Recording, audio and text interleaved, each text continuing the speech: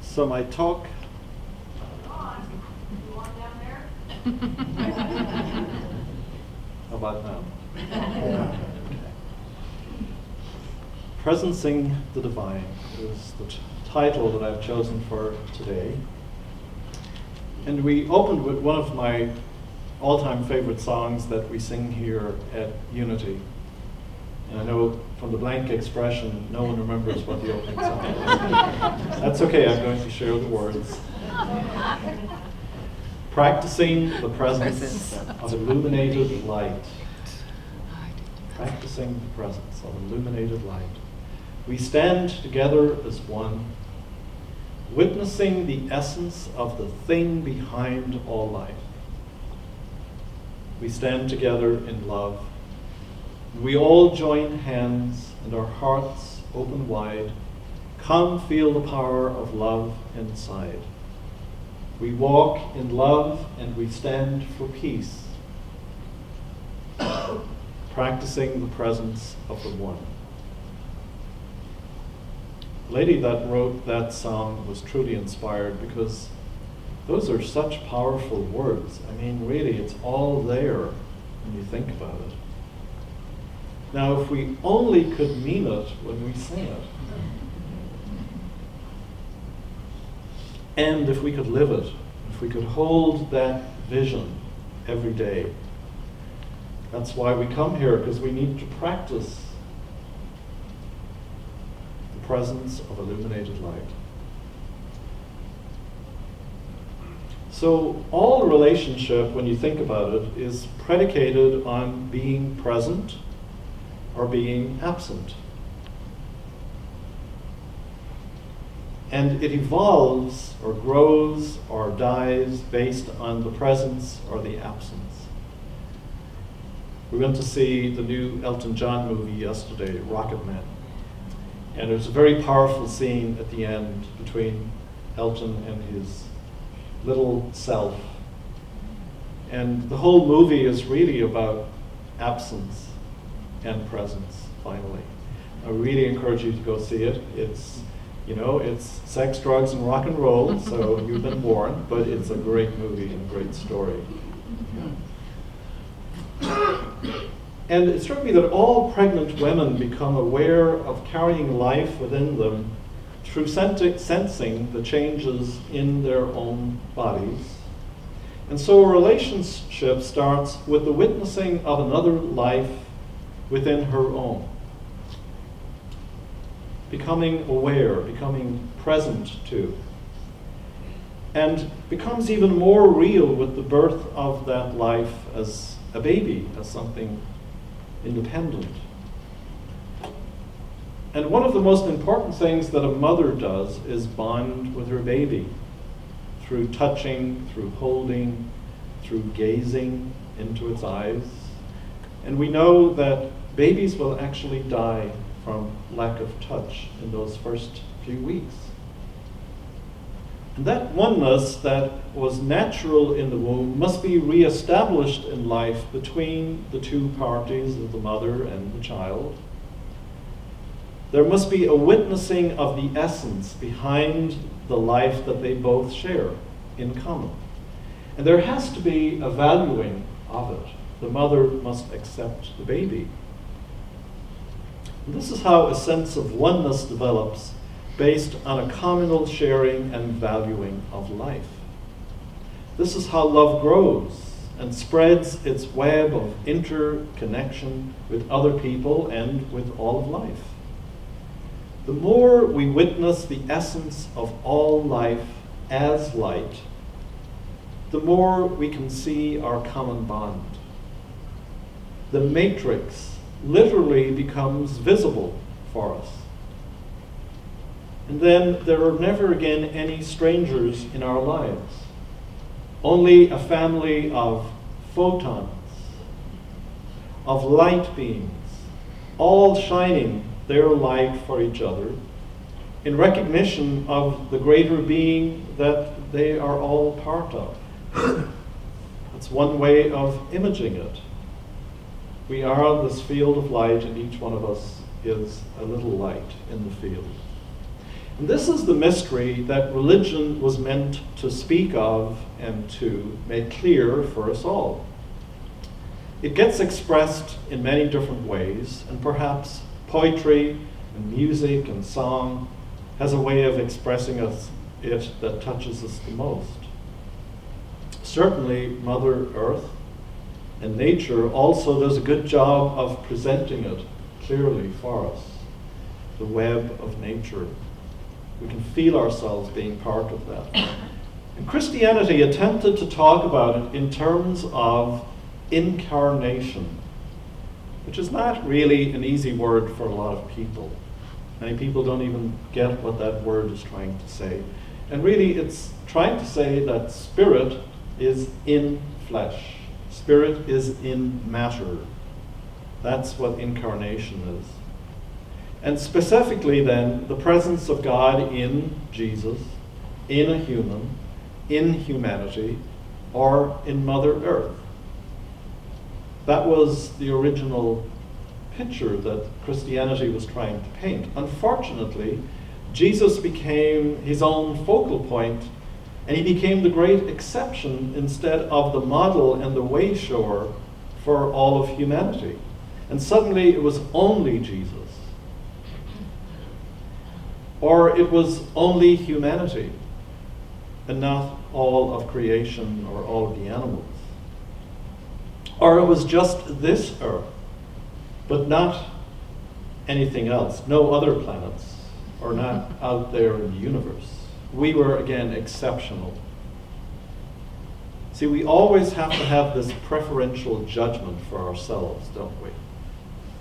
The tendency is to narrow it down to ourselves, to me, us, our group, etc. But today, I'm offering us a different vision. And that's why I'm talking about presencing. And presencing can be defined as to sense, to tune in, to act from one's highest future potential. A future that depends on us to bring it into being now, in each moment.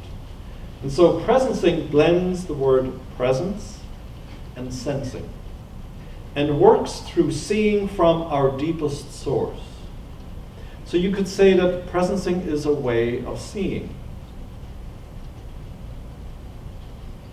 If you think back to the book of Genesis, what was the first thing that God created? The word. Light. Oh. I know, you would think. Yeah. God created light so that we could see. Metaphysical. It's about understanding. It's about seeing first. Then you create your reality from there. So light is a way of seeing. You don't really see light. You use light to see. So it's about a way of being first, before doing. You can think of presencing as the way you exist energetically. That is the way you present yourself in the space that you occupy and how others experience you. It's based, of course, on how you see yourself and who you believe yourself to be, first of all. If you think you're a pile of you-know-what, then that's what people are going to feel and see. They'll sense it from you. If you think you're the light of the world, then they will see the light that you think you are. So religion attempts to show us how to call forth our deepest essence and presence from what most call source, or a great power that is both within and beyond us, also called spirit in many different traditions. And so the thing is that it is both within us and beyond us at the same time. And that's where I think it gets really interesting. The conflict that we experience in our humanness is that we sense this deeper self, but we feel somehow blocked in our connection with it. and in our expression of it for sure. And so our frustration expresses a sense of separation, unease, alienation, or even condemnation or judgment. The conflict comes from the within and the beyond dynamic. We want it all within, and we want to experience it all within. And we want it to be known by us in that moment. We want, in a sense, to be only God, not to be participating in a God that's bigger than us. And perhaps we can go back to the analogy of the pregnant woman in order to ascertain how to be in relationship with this essence, how to have one leg in the now and one in the transcendent beyond. So imagine that the mother-to-be is frustrated because she wants to see this baby. She wants to have a relationship with it as a fully developed individual outside of the womb. She's continually urging, wanting the baby to be born, prematurely, so to speak. What if our life here on this earth is a lifelong pregnancy? That God is pregnant with each one of us. And this is a gestation period in which we are not meant to fully experience the total oneness yet of our full beingness with the divine. Not a taking within fully, but a participating in. We want, in a sense, too much, too soon, when we need to grow into a non-dual relationship with the essence that is within us and within one another. We want this magical escalator to have it happen immediately, when what this gestation period is about is developing the potential within ourselves and seeing it in others, and then joining forces together, building this web of the all. We need to stop pushing, stop trying to give birth prematurely. We need to relax into the now of what is, rather than of what could be. Surely, if it could be, it would, but it isn't. So it's probably not meant to be right now.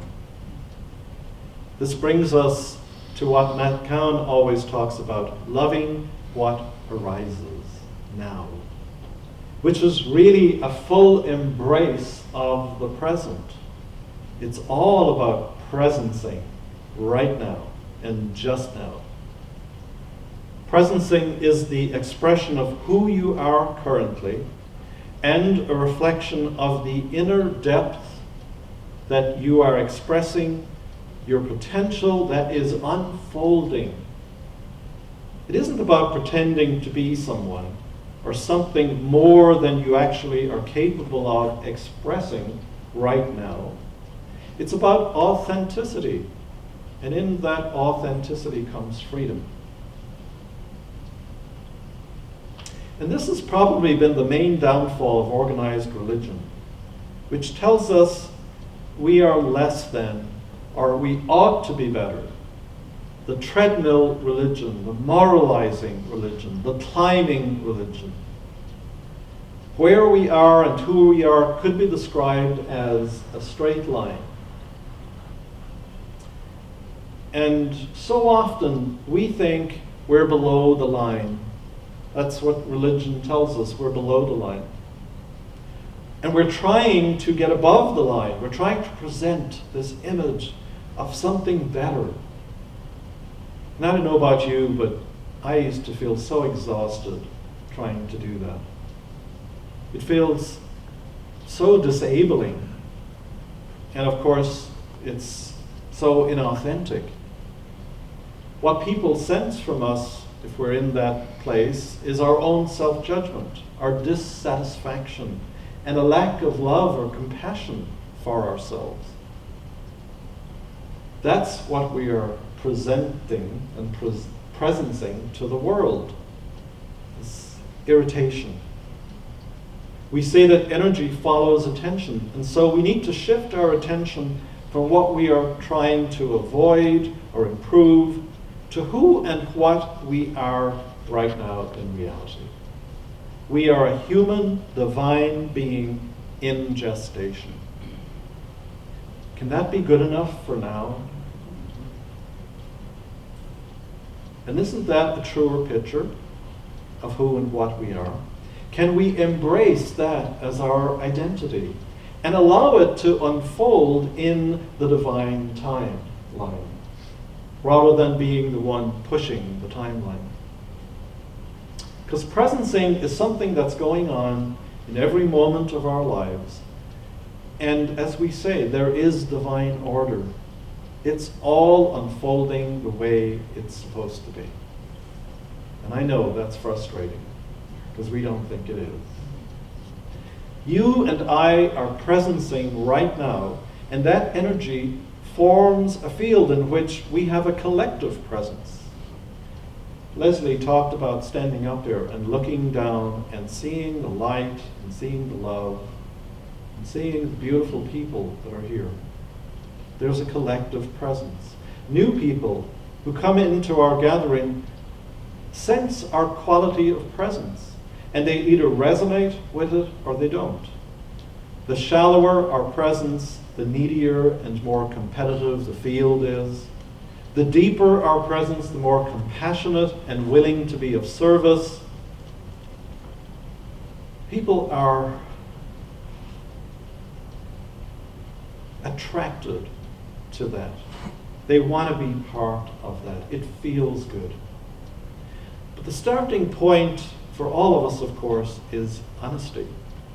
How willing are we to admit to what's really going on in us? How willing are we to do self-reflection? Not judgmentally, but compassionately. We must look at our shadow. There's no doubt about that. We must look at our individual shadow and our collective shadow, but again, not with that harsh judgment, but with compassion. We must become aware of our current way of presenting ourselves, individually and as a community. That's the first step. But we also need to tap into our future potential, as in the next step. What is asking to emerge next for me personally and for us collectively as a spiritual community?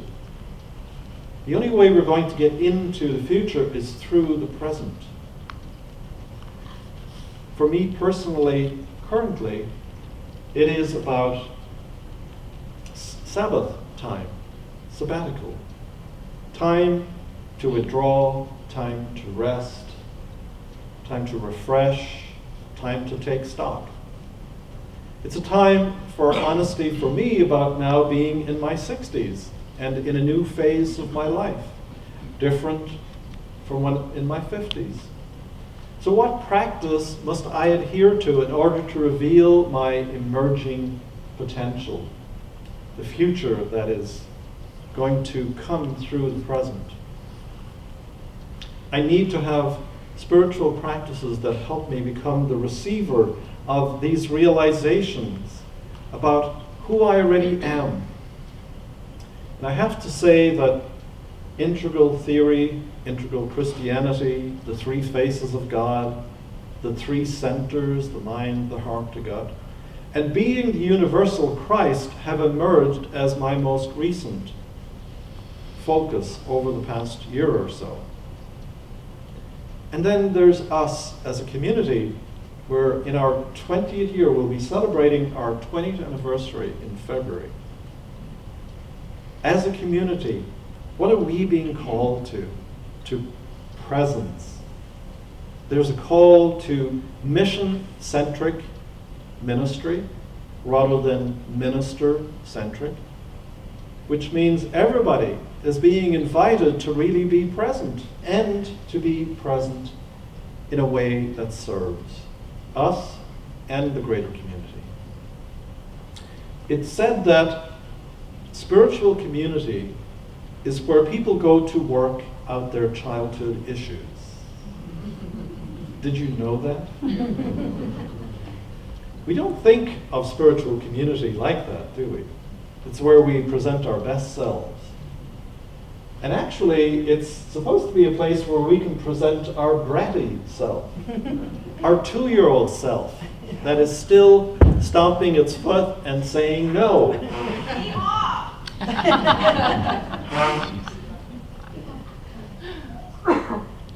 People get upset sometimes when someone kind of acts up at church or in class or in spiritual community.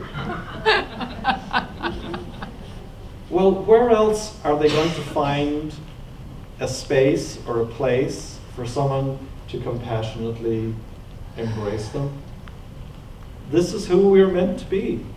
And it might initially sound humorous, but it's really largely true. And sometimes Reverend Joe and I, years ago, would talk about this, and he would say, not everybody here is healthy.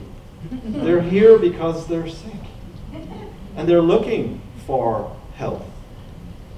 And so we have to remember that about ourselves. There are parts of us that are still in process, needing this space to heal. It's a place to move beyond some things. It's a place for us to transcend those things that are holding us back. But again, we need to be able to express them in order to do that. And that isn't a negative thing, because community is all about knocking the edges off of our individual egos. Community is the antidote to the self-absorption of the small self and the discovery of the true bigger self. And service is the true test of our commitment to that journey. I think there are many people in spiritual community who still haven't figured that one out. They don't realize that service is really the litmus test of your spirituality. And it's fine. Everybody comes for a while and just sits in the pew. I get that. But there comes a point where we're called to move beyond that, to be of service. And it's not just about coming and being fed or hearing a nice talk or enjoying the service. It's about opening up and becoming vulnerable and allowing other people to really see who you are and to love you. And it's about making a commitment to doing that for other people and for loving them in return. It's, again, all about relationship and presencing, and not in a controlling way. I'll serve, but it's going to be under my total control, and I'm going to dictate how it's going to happen and when, and it's just this little capsule that you're in. It's not really service, it's all about you. There isn't any growth in that. It's possible to still be the Lone Ranger with a very protective shield up while in community, and not allowing the community to have access to you, really, or not to really show yourself. And this goes for the minister also. Presencing is being at the level of the line and speaking from there. It's about really checking in with yourself, because reality is God's greatest ally. If we want to grow, then we have to be real, because God is in the real. So this morning, I've been feeling slightly sad all week. My brother has been in a nursing home, found out that he was taken to the hospital, appeared like he had a stroke. And now it's not really a stroke, it's just a progression of his disease. It's a form of Parkinson's. Progressive nuclear palsy, I think they call it. And it's hard being 5,000 miles away. As much as I tried to be with him in spirit. It's really upsetting once again to see another shooting, 11 more people killed, more injured. When is it ever going to stop? And at the same time then, I'm getting excited about my sabbatical, of what it will spark in me. I'm also a little nervous about it. The ego is getting really pushed around here. because I'm having to step out of my usual space and role, and this, there's disorder all of a sudden, and there's the unknown. And all of that is a little discombobulating. And yet I need to be present to that. Presencing happens when we tune into and speak from what is moving through us and recognize it as the divine having that experience, and then owning that. This is the divine having this experience.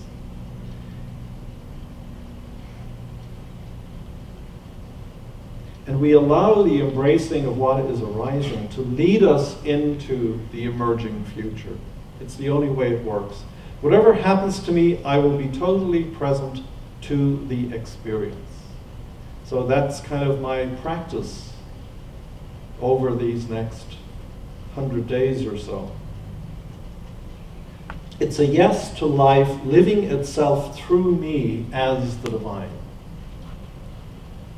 Presence is not a destination or a goal to be achieved. It just is, right now.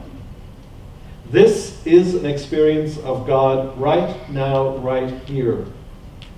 It doesn't need to get any better. Nothing needs to be added to it. It's, are we willing to receive it as it is right now, with no more need for any icing on top?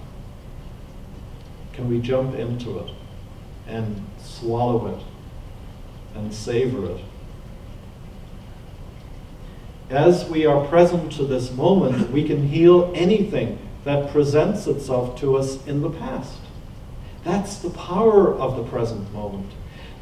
This is what it really means to receive our true self. In this now moment, I have and am all the love that I will ever need to heal me. And I am all the power that I will ever need. Namely, the power to be present to my experience as the divine in a compassionate way. So as the opening song says, practicing the presence of illuminating light. Can I? Will I? Am I open to being that light? It means we bring our light to whatever is our momentary experience. And in doing so, we witness the essence that is behind all of it. So light is the way that we see. It's the perspective that we bring. In this moment, I breathe in and welcome all the light that is within me. I imagine it, I see it, I feel into it, and I allow it to express through me. I am worthy of being the light and of receiving the love that I am in this now moment. And that's the only way we will ever get to walk in love and stand for peace, practicing the presence of the One. I want to close with a few words from John O'Donohue, wonderful philosopher and poet. He says, "May you awaken to the mystery of being here and enter the quiet immensity of your own presence. May you have joy and peace in the temple of your senses. May there be kindness in your gaze when you look within. May you never place walls between the light and yourself." Amen to that. So let's just take a few moments to practice being present. Again, opening to the three centers in succession, starting with the mind.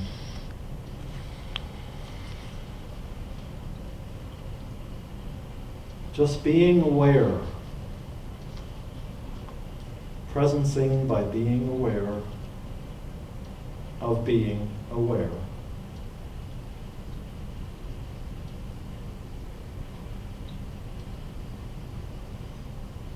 It allows us to feel into the beyond.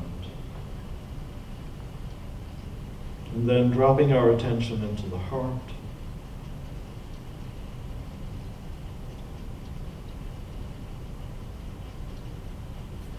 Just connect there with love, with bliss, and with gratitude. Presencing through gratitude. Powerful presence. And then dropping again into the gut.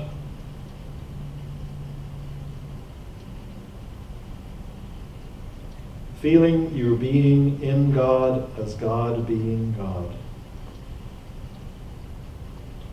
Moving beyond fear and anxiety and worry to the I am presence that resides there.